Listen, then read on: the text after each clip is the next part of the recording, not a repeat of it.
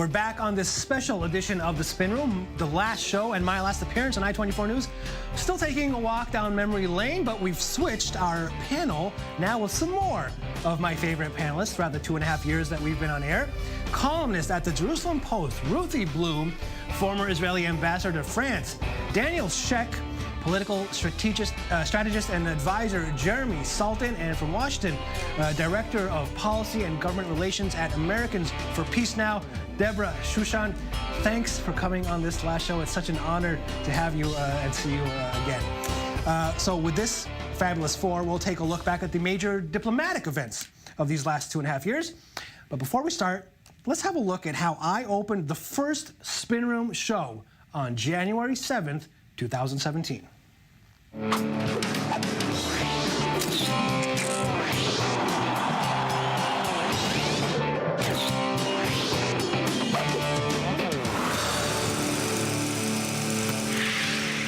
Hello, and thank you for joining us on the Spin Room. It's been a busy week dominated by the eviction of settlers from the illegal West Bank outpost of Amona, and of course, U.S. President Donald Trump, who continues to keep us on our toes with more executive orders. So the settlements and Trump still, I think, dominating the. And of course, I aged very well, right? Did I? I look for sure. You look even better now. Well, thank you very much. You guys should come all the time. You weren't that great at the time, but now you're really, really good, which makes it all the sadder to. All the sadder. Okay, okay. But let's see. Let's be serious a second. Let's see some of the major diplomatic events that took place since the show aired. Let's have a look.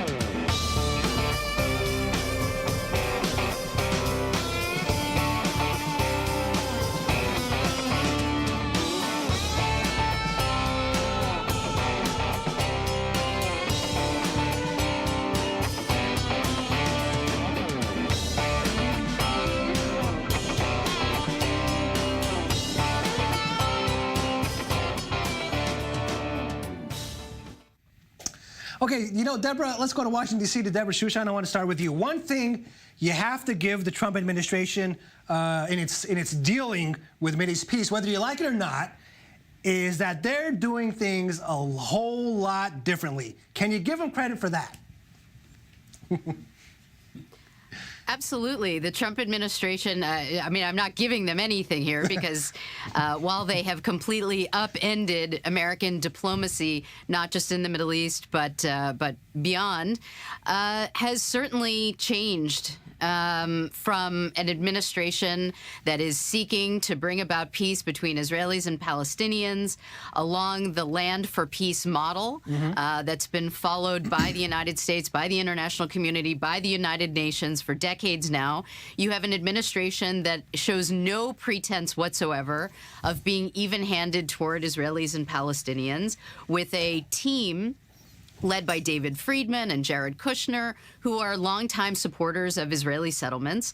And under their leadership, they're helping the right-wing Israeli government shepherd Israel into a future as of a one-state reality, a single apartheid state with Israelis and Palestinians. And obviously, the Trump administration deserves no credit for that. Ruthie? Would you obviously disagree with what Debra Shushan said? Would you please disagree? I do disagree. I think that the Trump administration's diplomacy has been excellent. In the first place, unlike its predecessors, the Trump administration has said, look, nothing else has worked. First of all, land for peace for sure doesn't work. We've seen that no matter how much land Israel has given, all Israel has gotten in return is war. So the Trump administration came along and said, okay, we need to think outside the box. We're not going to go through the same old failed formula. Okay. And as far as settlements are concerned, that is true that members of this administration are pro-settlement, as Debra called it, but that's because they correctly do not consider the settlements illegal in any sense. And they are more sided towards Israel. That's correct. Daniel, their strategy ultimately brought about the embassy move to Jerusalem, but that diplomatic climate also seems to have pushed Palestinians to the wall, shall I say, resulting also in the March of Return, where thousands of them stormed the border. Dozens were killed on that same day that the embassy was inaugurated in Jerusalem on the fence there in Gaza. Trump has, as Debra mentioned, cut funds to Palestinians for boycotting them. And we just saw the economic conference in Bahrain, which has ended in somewhat, I don't know, very quietly, shall I say. Yeah. In the 2.5 years since he took, you might 2.5 years since he took office, have we moved forward or backwards? Look, Ruthie says the Trump administration is thinking outside the box. That might be true. But I'm the box, and I need a solution. I need a solution. I, as an Israeli, I need a solution. Not because I want not to do the Palestinians a favor. My issue is not the Palestinians. My issue is the Israelis. And I think that any kind of future for us that does not find a way to disengage ourselves, not from the territories. I love the territories. The problem is that there are millions of people who don't want us to be there. And that's why we need to find some form of disengagement with them. Now, the Trump administration has done nothing in that direction. It has done, I'm born and raised in Jerusalem. I love the fact that they recognize Jerusalem as a capital, but they gave away a card for nothing. Right. Whereas I would prefer them to use it into something bigger that would bring us even one step closer to a solution. Jeremy? I enjoy the highlights reel there, right? We got Jerusalem, we have UNRWA, Iran deal, Golan. This is the golden age of the Israeli-American relationship. Things are going fine, especially if you're on the right wing of the map right now. And this is happening not because of anything I've heard from my colleagues here. It's because there's no one to talk to on the other side. Gaza is divided from, Judea and Samaria, or the West Bank, as some of you want to call it. And let's be honest, there's no one to talk to even in the Palestinian Authority. Abbas is not a partner for peace. Why do you think we're all here? Okay, I want to give Debra a quick response, Debra, because we have to go for a break quick. Well, you hear Ruthie say that land for peace has not brought Israel peace. I would recommend that you look at the 40-year peace that Israel has enjoyed with Egypt after Israel pulled out of the largest amount of land that it had captured in the 1967 war. And as far as what Jeremy just said, it's very he sees this as the golden age of Israeli-U.S. relations.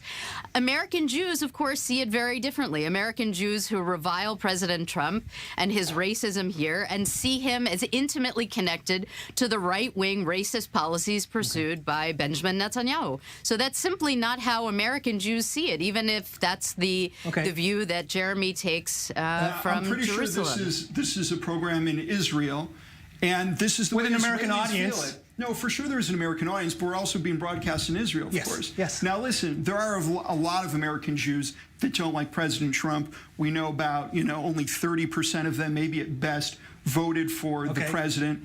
But listen, here in Israel, we like Trump.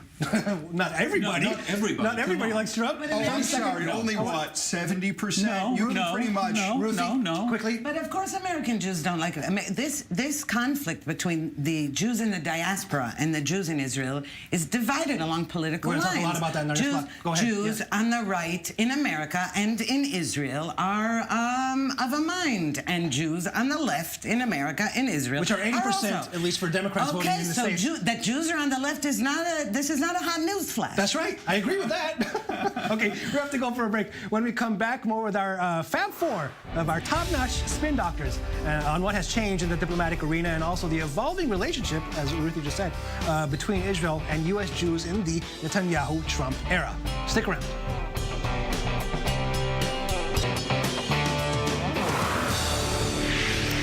We're back on this special edition of The Spin Room, the last show and my last appearance here on I-24 News. Still taking a walk down memory lane with some of my favorite Spin Room doctors, Ruthie Blum, Daniel Shek, Jeremy Saltan, and Debra Shushan joining us from D.C. I want to go back to one of the more memorable moments on The Spin Room. Actually made a lot of headlines here in Israel, and that is a Likud backbencher named Miki Zohar, who I interviewed here in this room, on what he sees as the future for Palestinians in the West Bank and their voting rights. Let's have a listen. The two-state solution is dead. Okay. The So what is left? two-state solution. What we left is one-state solution with the Arabs here as not as full citizenship, because full citizenship can let them to vote to the Knesset. They will get all of the rights. They will get all of the rights, like Except every voting. citizen, except voting Is that for a the democracy? Knesset. Yes, it's a democracy, because they will get full rights, and all they need is that to get to prospect and to succeed here in this country, but they won't be able to vote to the Knesset. But my idea that we can let them to vote to the Knesset with only three things that they need to do like every other citizens. One, to go to the army or to go to serve the country like everyone here in Israel is obligated to. You want now 2.5 million Palestinians going and serving in the IDF army. I promise you, they won't serve in And the that's- army. that's without counting they will Gaza let go. Strip. They will let go the option to vote. They won't vote in the So you Knesset. don't want them They in the will army, you're prefer- just using they will the prefer- army in order They will to prefer not not giving up the voting rights. and not donate to this country. Believe me. Okay. You know what? I'll start with you, Jeremy. Despite the uproar back then, it made quite a few headlines. In the last couple of years, the 2.5 years that the show's been on, there is more open talk about annexation. If Netanyahu gets elected and manages to form a government, is that the plan? And what are the consequences of that? I'm not going to go into what Netanyahu's plan is. I think if there's one thing we've learned from the last decade, it's that Netanyahu is usually moved by his coalition partners, and we'll know a lot more about what Netanyahu will do based on His the coalition coalition that he partners want that. forms. They want that annexation. Well, we have to see again what type of coalition he wants to form. And he promised it, by the way, Let's in the last remember, campaign. He almost gave Sheli Yachimovich the Justice That's Ministry. So I'm not really sure what Netanyahu's plans are, and I'd stay away from that. We can talk about the last decade of why Israel keeps bringing in right-wing governments. And again, Miki Zohar's comments were obviously very unfortunate. I But wonder isn't that who his what a lot of people on spokesperson the right is think? if they still have a job. No? But- Tell me why. Tell me why. No, because the people on the right, I don't know what you imagine the right is some kind of Martians, aliens from outer space. We believe in democracy and in human rights. And Giving voting but- rights to Palestinians? No, wait a second. You were talking simple about question, that's though. what Mickey's. No, if it's But a even no, democracy I'm not is not for for everyone. one question. No, it's not. It's a simple- democracy only not for everyone. No, that is not what I said. What I'm saying is at the moment, and I've said this all along on this show as well, at the moment, there is not a solution, not a one state, two state, three state, That I four can state. accept. At the Okay. moment, what we have is movement, is buying time until the time that the Palestinians are ready to make their peace with the existence Right. of the state of Israel. Debra mentioned the peace treaty with Egypt. Yes. Sadat came to Jerusalem and he said, let's lay down our weapons. I want to make peace with you. And he got land. This has not happened with the Palestinians. The Palestinians can't even make peace between themselves. Let's let Debra react to that. Debra, go ahead. So interesting. Palestinians can't make peace between themselves. No acknowledgement whatsoever that Bibi Netanyahu has been very open about his strategy to keep Palestinians divided, to marginalize Mahmoud Abbas, who continues to be a proponent of the two-state solution, while the Israeli government no longer is. And you have the Israeli government under Bibi Netanyahu, who allows the Qatari government to ship suitcases full of cash to Hamas, which, of course, is responsible for killing Israeli citizens.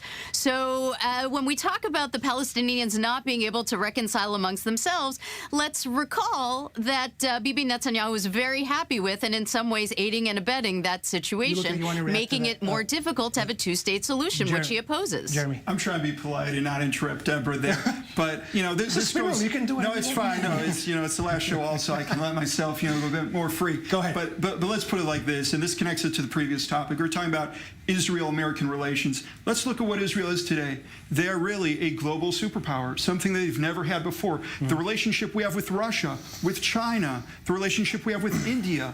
You know, we look at the European Union right now. 21 of the 28 countries are led by right-wing or center-right governments. Okay. I mean, let's be honest that all of these talking points that we're hearing from Debra and also from Daniel, they're just outdated. They're from the 90s. We're in 2019. Israel has elected for Daniel respond to that 4 straight right-wing governments. I'd like to see the talking points because nobody gives me any, and I'd love to have some, but, you know, whatever. Okay. I thought you make your own. Yeah, I make my own, but that doesn't qualify as talking points. You know what? Can I ask you about another sure. important diplomatic development, the recognition of Israeli sovereignty over the Golan Heights? And we had an interview, we had the chance to interview a former Israeli ambassador and Middle East envoy from the United States, Martin Indyk, who had some interesting things to say about that. Let's listen. Okay. Sir, the U.S. recognizing Israeli sovereignty over the Golan Heights, is that a good idea or a bad idea? Terrible idea. Terrible idea. First of all, Israel has not asserted its sovereignty over the Golan Heights. Israel extended Israeli law to the Golan Heights, but it has not annexed the Golan Heights. So why the hell should the United States recognize Israel's sovereignty when Israel hasn't even claimed sovereignty? It's a chutzpah. And what it does in the end is turn what has been for the last decade an Arab-Arab war in Syria into an Arab-Israeli war. Why? For what purpose other than for some cheap politicians to show that they're more pro-Israel than anybody else? It is, to me, pro-Israelism run mad. What's your take on that, Daniel? Well, it was a campaign move for Netanyahu, that's all. I mean, I think he has a point, you know. Israel didn't annex the Golan Heights, and I don't think that there's any urgency to do so. Nobody in his right mind thinks that today there is going to be a peace negotiation between Israel and Syria. So, I mean, there's been some speculation that this recognition might be a harbinger of what to come in the West Bank. That could be, and in the minds of certain people it could be, which obviously I think is a very bad thing, because to begin annexing the West Bank would bring us closer to Miki Zohar than to Ruthie Blum, unfortunately. And I can understand the notion that Ruthie brings here, that in principle she thinks there needs to be a solution, only it can't be found right now. And in a sense, I think the same way. I think that there needs to be a generalized change of leadership, both on the Palestinian and the Israeli side, in order for that to happen. And one day it may happen or it may not happen. But to say, like Miki Zohar, that the solution is to annex these territories, to annex these people, and to turn them into second-rate citizens, that is the most un-Jewish thing that I can think of. You know, Debra, we just have a few minutes left, and I want to quickly move on to the last topic. Israel's relationship with diaspora Jews, especially U.S. Jews, seems to have deteriorated over the past few years. What needs to be done to stop this snowball? Well, I want to agree with you, first of all, that the relationship is deteriorating, and it's extremely sad. I mean, you see that Prime Minister Netanyahu clearly cares nothing for American Jews when he partners with a racist president whose white nationalism endangers minorities, including Jews here in the United States. As far as what needs to happen in order for the relations to improve, I think you need to have leaders in both countries who are not going to try to use the Israel issue as a political football, who are going to care about the issues that American Jews care about, whether it is the Israeli government abiding by international commitments, respecting human rights, whether it is respecting religious pluralism in Israel. And we see governments in the United States and Israel now who simply just don't care about those issues. And under those conditions, relations will continue to deteriorate, which is terrible. And it's terrible for Israel in the long run to have this constituency, American Jews, diaspora Jews, which have been key to supporting Israel. Israel to have that relationship deteriorate? Ruthie, how do you think we got here? First of all, the deterioration, if you want to call it, let's put it this way. It way predates Netanyahu and certainly Trump, who's been in office for a much shorter time than Netanyahu. The Democratic Party over the years has become distant, more and more distant from the state of Israel. Jews in America tend to vote for tend to be Democrats. As a result, it begins to look as though there's this rift between American Jews and Israel. No, there is a rift between the Democratic Party and Israel, initiated by the Democratic Party. No, that is not true. It is not initiated by the Democratic Party. Yes, it is. The Prime Minister of Israel, who has initiated a one-party relationship between Israel and the United States, he is responsible for that. And that is the big problem of that is the big problem of our relationship with the diaspora Jews, is that the Israel issue has become a one-party... Partisan football. Yeah, yes. Partisan football. Yeah, I'm going to disagree with the three of you, make it interesting. Look, sure, Debra, I don't think we should try to say, make the other side choose better leaders, okay? We'll deal with whoever diaspora Jews choose. You guys should deal with whoever the Israelis choose. Same thing with the Palestinians, by the way. It goes on all sides. In terms of what Ruthie is saying, I don't think the Democratic Party is doing any of that. I know a lot of people in the Democratic Party. They're big friends of Israel. A lot of them even think a lot more like you than they do like Debra. And to go ahead and try to think that this progressive side of the Democrat Party that's getting a lot of airtime is the majority of the Democrat Party is something that I disagree with. I hope so. And as usual, I disagree with Daniel too. Well, that's great. What a relief. What a relief. I mean, at the end of the show, to know that I have kept my position that is disagreeable to Ruthie and all right, guys, my friend and Jeremy, my friend. I want to thank, first of all, thank to my guests, Debra, Shushan, Ruthie Blum, Daniel Shek, and Jeremy Saltan.